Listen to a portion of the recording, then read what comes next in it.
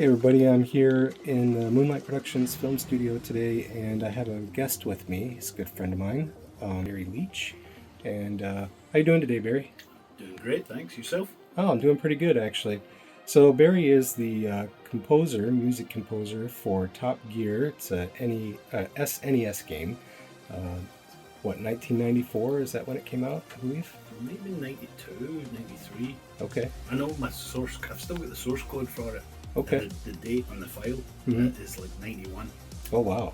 So it's been a while. Yeah. So tell us a little bit about how you got started with composing music. I had a misspent youth. I wanted to write. I decided at a young age, when I was like 14, 15, that I want to write music for video games. And so that was where it all went wrong. All right. And talk a little bit about how you got connected with Camco.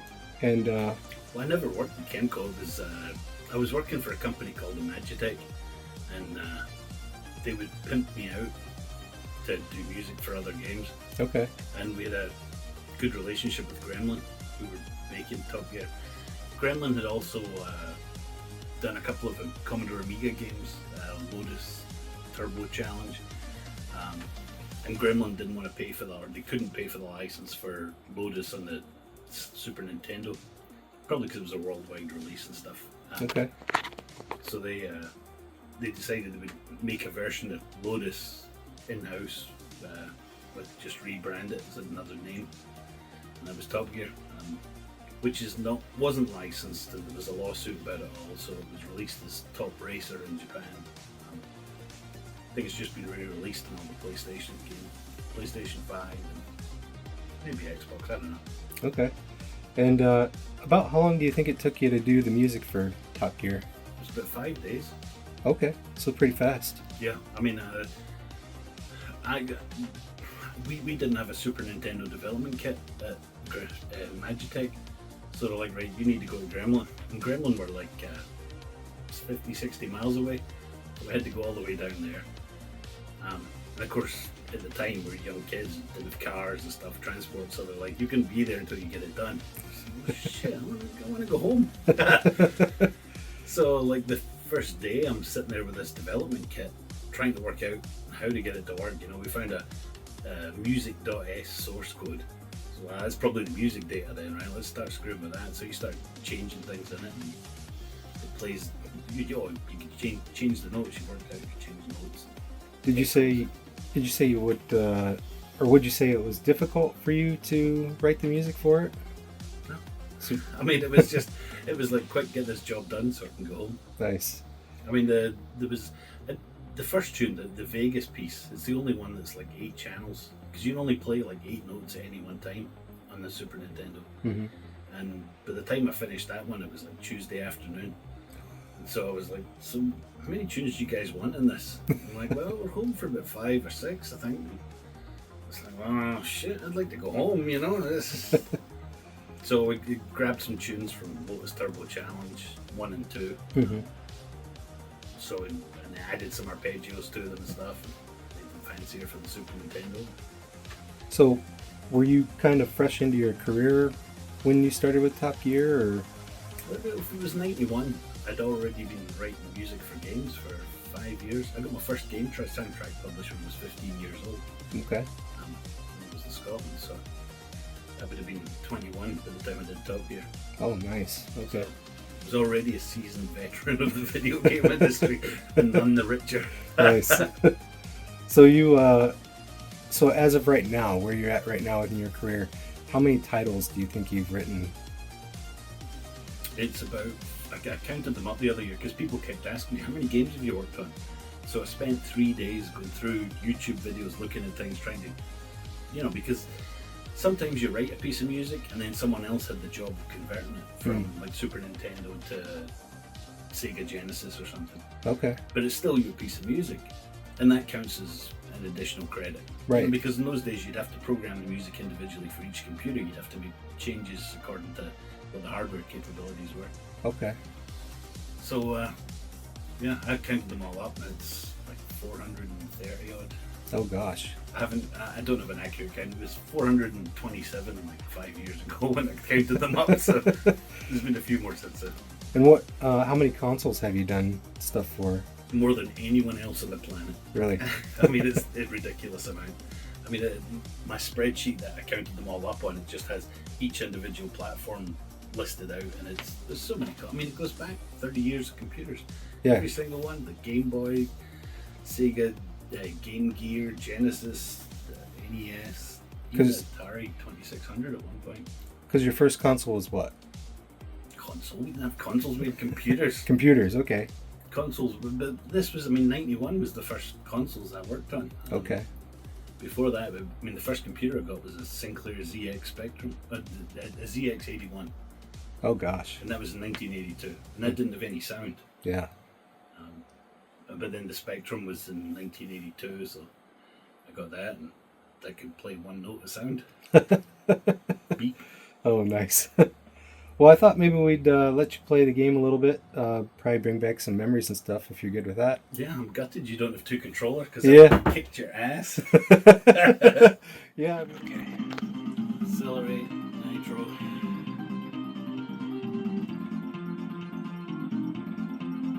They say go the white car's the fastest. Red car. Red car's the fastest. Can't remember. God damn it. I just did this. Maybe I pressed the wrong button and went back. Really? Ha! Old guy. Can't work the computer. Can we get a kid in here to fix this? Yeah, right. It goes back. Oh, there's the play game. There you go. Jesus. So this is Las Vegas. Tell us a little bit about your music inspiration for this. Well, it's John Carpenter's Assault on Precinct 13. That's on the top one. Okay. No, it's my favourite chord progression, which was the same as John Carpenter's Assault on Precinct 13. So basically I started messing around with the chords and I wrote the arpeggio. And people seem to like that. Is it surreal after all these years just to kind of get back into it and play the game, you know? No, I mean, we did the Horizon Chase, Horizon Chase Turbo, Horizon Chase 2, which are basically the same game, just with modern graphics. They both play great, and available on consoles. And did you take any inspiration from your older games here, like Top Gear? Definitely. Mm-hmm. I mean, it was the inspiration, all the music was inspired from it.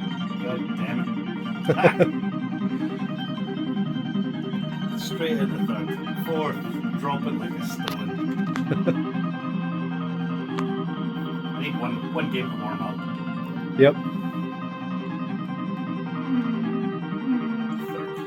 Third. Embarrassment. Yeah, that's alright. Chord progression, like the arpeggios. When I initially wrote the arpeggios, I found an echo command. The Super Nintendo had an echo effect built into it, which was really cool. No other system had that at the time. And it's just a really short echo. But when I first started writing it, I put that, it was a big long echo on it. And the programmer heard me doing that and he leans over and he said, you see that? Because we used to have raster bars on the screen that showed how much CPU time or memory it was using and stuff. Okay. And when I put the echo on, it used all the memory. Oh, so jeez. it's like, see if you do that, there's no memory for us to have the game in it as well. So, Oh, jeez. so the echo got cut really short.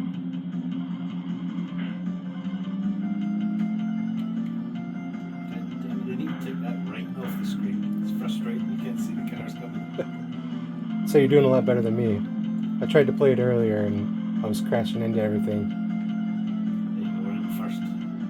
Boom, 2 laps left. Pole position.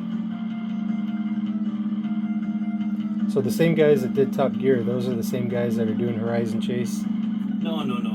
The guy that wrote Top Gear. There was only three of us on it. There was Richie Brannon, the programmer, Okay. and an artist, Ash Bennett, I think it was.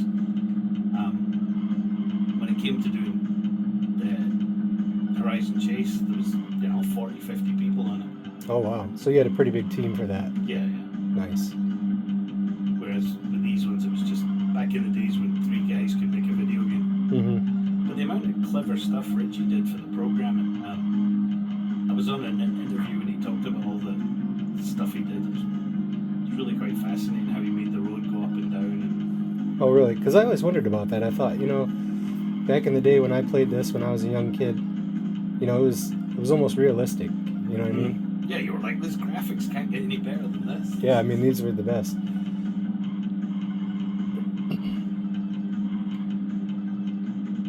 And I always remember I always used to run out of the turbos all the time. Yeah.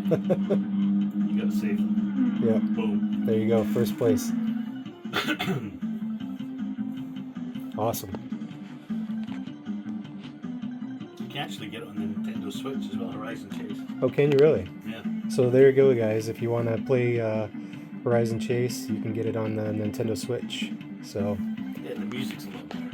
And, I mean, when you think about it, it took me 5 days to do all that. Mm-hmm. And for Horizon Chase Turbo, I spent at least 5 days just trying to find the right sounds for the instruments and stuff. Oh, really? And that's how much technology's changed over the years.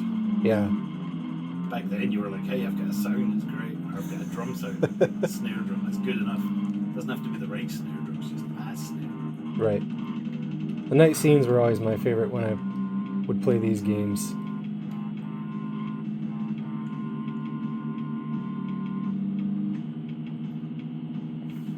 I gotta learn to look at the map, see where I am.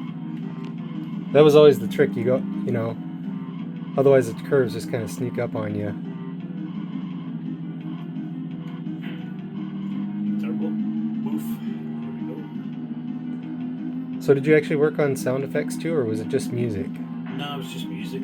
Okay. At the time, we needed a Sun workstation computer, Mm-hmm. and in order to convert samples to the Super Nintendo, and those cost about £25,000. Oh wow. And of course, hell, we weren't making anywhere near that a year as developers, Right.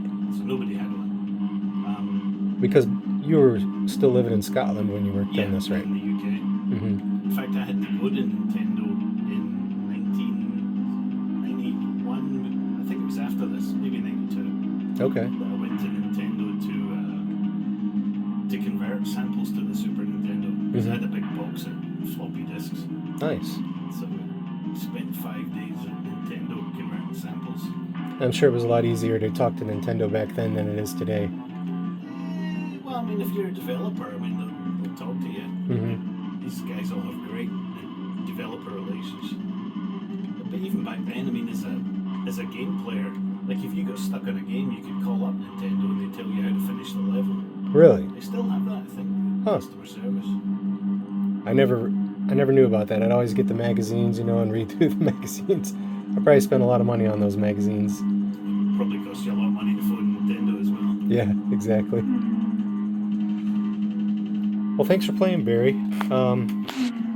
So Barry's been nice enough to sign this copy for me here. As a great friend. I've been friends, now 5-6 years or something like that? Yeah, no. Yeah.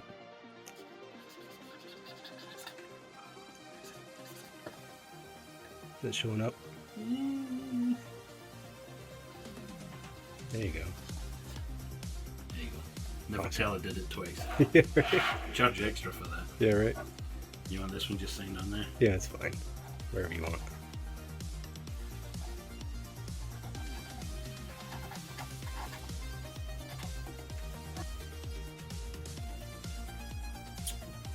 Good enough. Well, thanks, Barry. I appreciate it. Thanks for coming over and hanging out for a little bit and answering some questions, and thanks for playing the game. Yeah, thanks. We should get another controller so I can kick your ass. Yeah, I'll order one on eBay next time. We'll try it. Or fire up Horizon Chase. Yeah, right. Well, thanks very much, Barry. Cheers, dude.